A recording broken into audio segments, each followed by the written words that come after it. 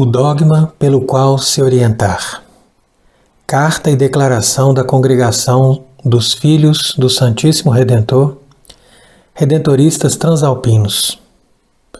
Tomando nosso refúgio no Imaculado Coração de Maria, nossa Mãe do Perpétuo Socorro, a medianeira de todas as graças e corredentora. 2 de maio de 2026, primeiro sábado, Santo Atanásio. Então nós vamos ler aqui essa tradução da carta e declaração destes religiosos redentoristas que tomaram essa decisão de se afastarem definitivamente da falsa Igreja do Vaticano II, governada pelo falso Papa Leão XIV. Caros fiéis, muitos pastores destruíram a minha vinha, pisaram a minha herança, transformaram a minha porção deleitosa em deserto desolado. Eles a reduziram a uma desolação e ela lamentou por minha causa. Com desolação ficou devastada toda a terra, porque não há quem considere em seu coração. Escrevemos-vos a vós com tristeza acerca de uma situação que tem pesado sobre alguns de nós por muitos anos. Anos de observação, anos de oração, anos de esperar contra toda esperança, que aquilo que víamos nas estruturas da Igreja oficial de algum modo se corrigisse. Isto não aconteceu. A presença modernista dentro das estruturas e da hierarquia da Igreja oficial ultrapassou o ponto crítico para um estado de quase saturação. O problema é agora muito mais profundo e mais evidente a todos. Então, qual é o problema? O problema é que, como advertiu São Pio X, as estruturas da Igreja Católica foram infiltradas por homens de uma religião não católica. Eles usam o nome de católico, ocupam os edifícios católicos, conhecem a cultura católica. Exteriormente parecem católicos, mas não professam a fé católica, tal como é ensinada ao longo dos séculos. Na realidade, foram formados como revolucionários comprometidos com as condenadas heresias da maçonaria. Liberdade religiosa, indiferentismo religioso e falso ecumenismo. Sua infiltração infligiu uma ferida letal à religião católica.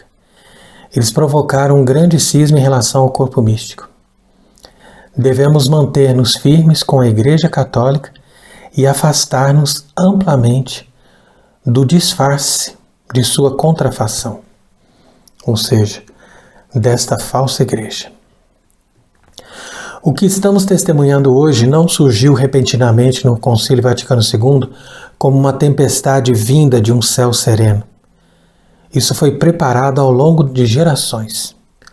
Os inimigos da igreja não a conquistaram desde fora, mas infiltraram-se desde dentro. Já em 1901, o padre Mayen denunciava como os modernistas haviam tomado os seminários da França, organizando uma rede clandestina por intermédio de 50 seminários com quase 1.000 estudantes. Em 1903, quando o Papa São Pio X ascendeu à Cátedra de Pedro, os inimigos da Igreja já se haviam multiplicado a um nível gravemente perigoso. E o que nos disse aquele Santo Papa em 1907? Disse-nos a verdade, que agora devemos ter coragem de aplicar ao nosso próprio tempo. Os partidários do erro não devem ser procurados apenas entre os inimigos declarados da Igreja. Eles se ocultam em seu próprio seio e coração. Aludimos a muitos que pertencem às fileiras do próprio sacerdócio, que, fingindo amor pela Igreja, se vangloriam como reformadores da Igreja e, formando-se com mais ousadia em linha de ataque, investem contra tudo que é mais sagrado na obra de Cristo. Eles aplicam o machado não aos ramos e brotos, mas à própria raiz, isto é, à fé e às fibras mais profundas. E, havendo golpeado essa raiz de imortalidade, passam a disseminar veneno por toda a árvore. Essas não eram as palavras de um alarmista. eram as palavras de um Papa que via com clareza. O que aprendeu o Papa Pio XI em 1923, quando consultou os cardeais sobre a convocação de um Conselho Geral? O cardeal Biot desaconselhou precisamente por causa do perigo de que o concílio fosse tomado pelos piores inimigos da Igreja, os modernistas, que já estão se preparando, como certos indícios mostravam, para fazer eclodir a revolução na Igreja. Uma nova revolução como aquela de 1789. No caso, ele se referia à Revolução Francesa. A nossa Revolução Francesa espiritual veio. Ela veio no Concílio Vaticano II. O próprio cardeal Suenes o admitiu. O concílio é o 1789 na Igreja. A Revolução Francesa foi obra da maçonaria. As suas 3 palavras, liberdade, igualdade, fraternidade, tornaram-se os 3 grandes erros do Vaticano II. Liberdade religiosa, indiferentismo religioso e falso ecumenismo.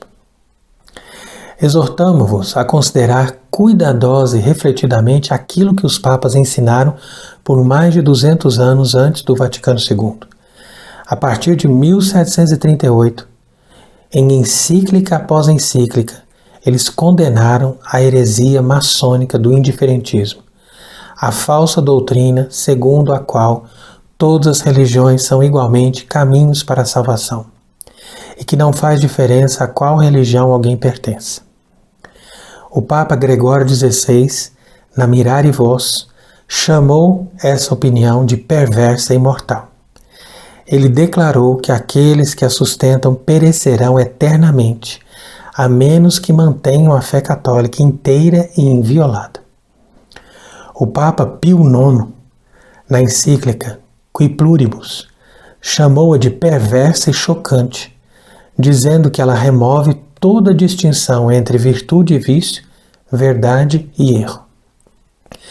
O Papa Leão XIII, na Humanum Genus, ensinou que o ensinamento da maçonaria, de que todas as religiões são semelhantes, é o grande erro desta época, calculado para provocar a ruína de todas as formas de religião, especialmente da religião católica, que, sendo a única verdadeira, não pode, sem grande injustiça, ser considerada meramente igual às outras religiões. No total, há cerca de 20 encíclicas advertindo sobre o indiferentismo e sua direção mortal inspirada por essa filosofia maçônica.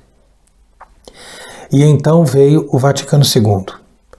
Nostra Aetate fala da contemplação do mistério divino, do hinduísmo, por meio de mitos e investigação filosófica, do caminho do budismo para a iluminação suprema e de um profundo sentido religioso encontrado entre vários povos. Caros irmãos, estas não são palavras católicas. Estes são os pensamentos da maçonaria. Os documentos do Vaticano II rejeitam a condenação do indiferentismo e ignoram o ensino constante da Igreja. Pois certamente a contemplação de falsos deuses não é um voo para o verdadeiro Deus, mas um voo para os demônios, como diz o salmista: todos os deuses dos gentios são demônios. Não podemos cooperar com aqueles que ensinam isto. Não podemos fingir que a contradição não existe. Os papas pré-Vaticano II condenaram o indiferentismo como uma heresia mortal. Os pretendentes ao papado pós-Vaticano II o abraçaram, promoveram e o puseram em prática. Não precisamos convencer-vos com conhecimento secreto. A evidência é pública e inegável. Vimos João Paulo II beijar o Alcorão, um livro que nega a divindade de Cristo. Vimos encontros interreligiosos em Assis, onde pagãos rezaram aos seus ídolos ao lado de católicos. Vimos o ídolo Pachamama ser levado para dentro da Basílica de São Pedro. Vimos o documento de Abu Dhabi sobre a fraternidade humana, que fala da diversidade das religiões como querida por Deus. Vimos Amoris Laetitia e Fiducia Supplicans, documentos que não podem ser descritos senão como uma traição à lei moral.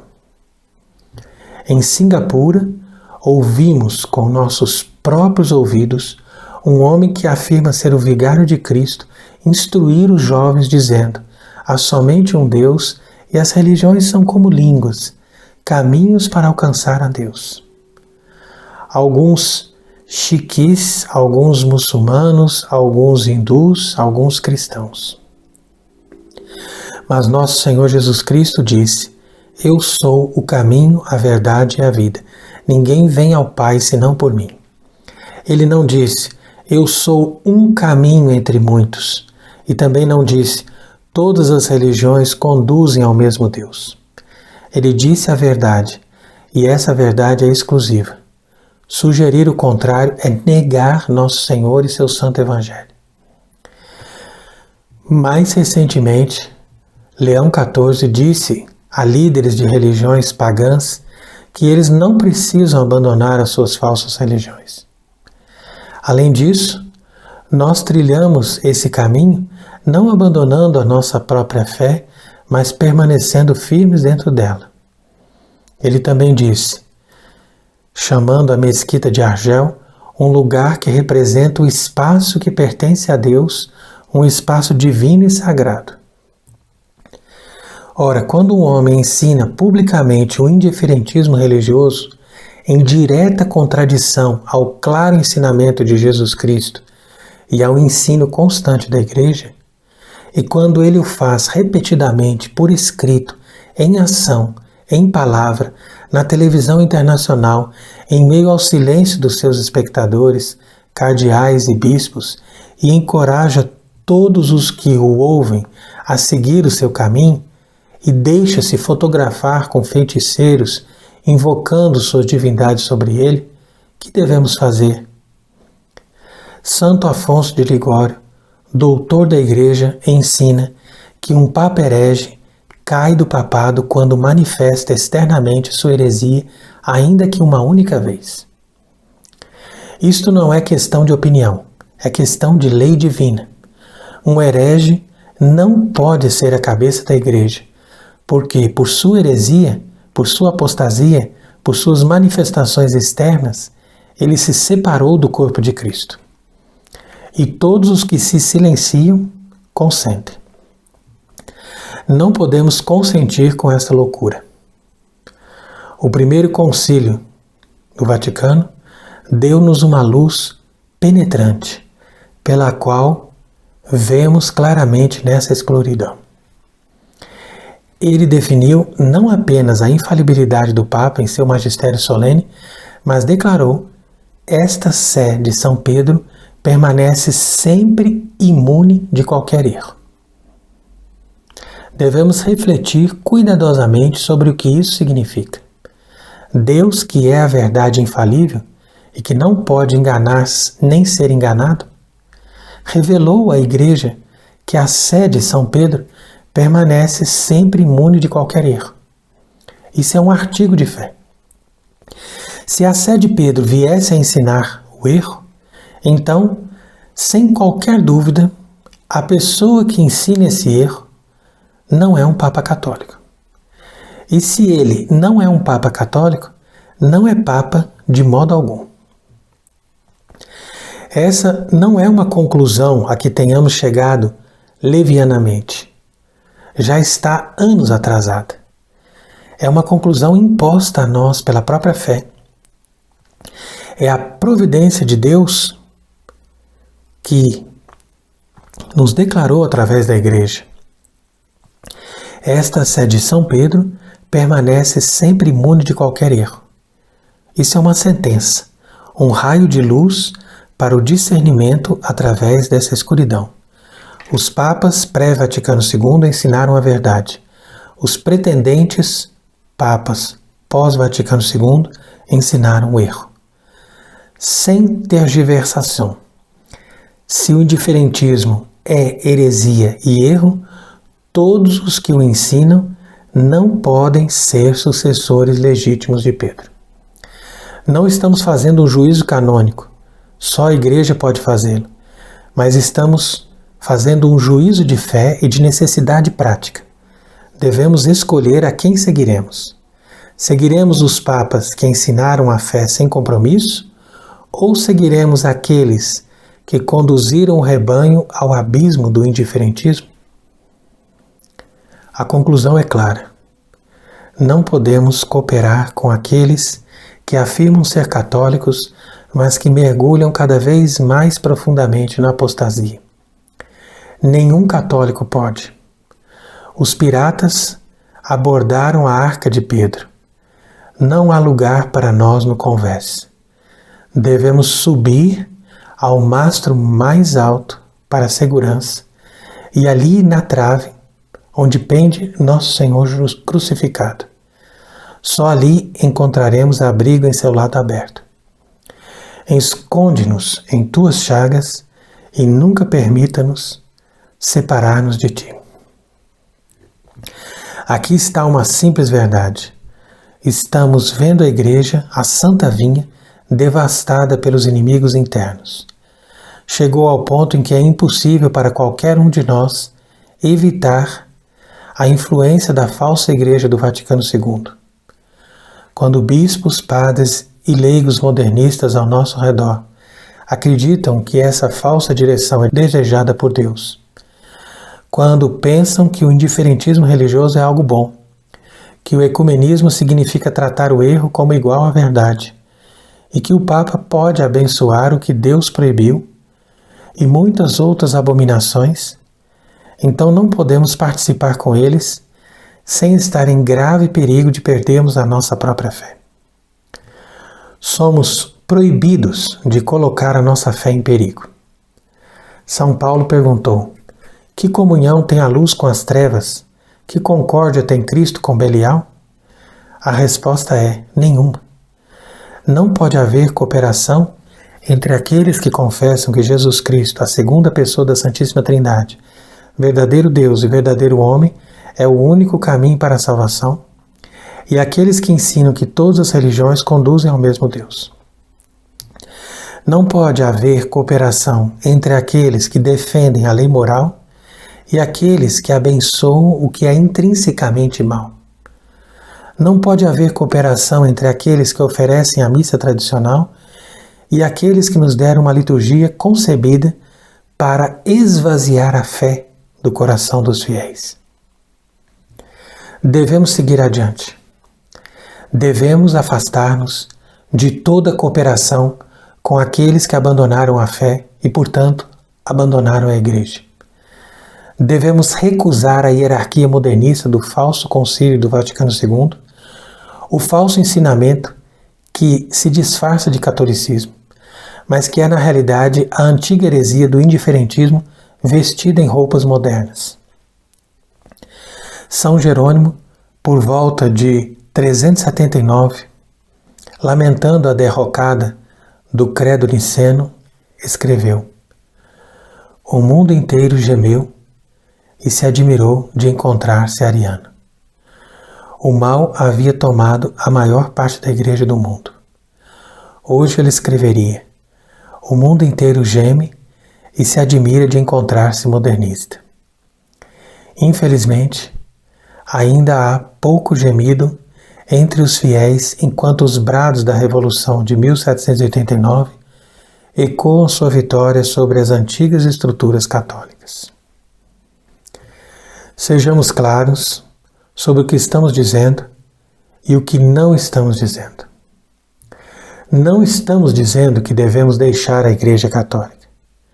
A Igreja Católica é a arca da salvação, o corpo místico de Cristo, a esposa sem mancha nem ruga. Apegamo-nos a ela com todas as nossas forças. Mas devemos reconhecer que as estruturas institucionais que afirmam ser a Igreja Católica foram infiltradas. Os homens que ocupam esses cargos pertencentes a essa nova religião modernista, eles não pertencem à Igreja Católica. Portanto, os ensinamentos que eles promulgam são perigosos. Os sacramentos que eles reformaram são de validade duvidosa e se afastam da doutrina católica. Não podemos, em consciência, submeter-nos a eles. Portanto, devemos fazer o que os católicos sempre fizeram em tempos de crise. Devemos manter firmemente a fé, tal como sempre foi ensinada. Não devemos dar reconhecimento jurídico àqueles que dela se apartaram, incluindo Leão XIV e os seus bispos. Devemos também encontrar sacerdotes que ofereçam a missa tradicional e que ensinem a fé tradicional e que rejeitem as heresias do indiferentismo, do ecumenismo e do modernismo. Em outras palavras, sacerdotes que não estejam em comunhão com a apostasia conciliar. Devemos formar comunidades de fiéis que se apoiem mutuamente na vivência da fé católica em sua plenitude. Trabalhamos e rezamos por um concílio geral imperfeito, uma reunião de todos os bispos católicos do mundo que tenham conservado a verdadeira fé.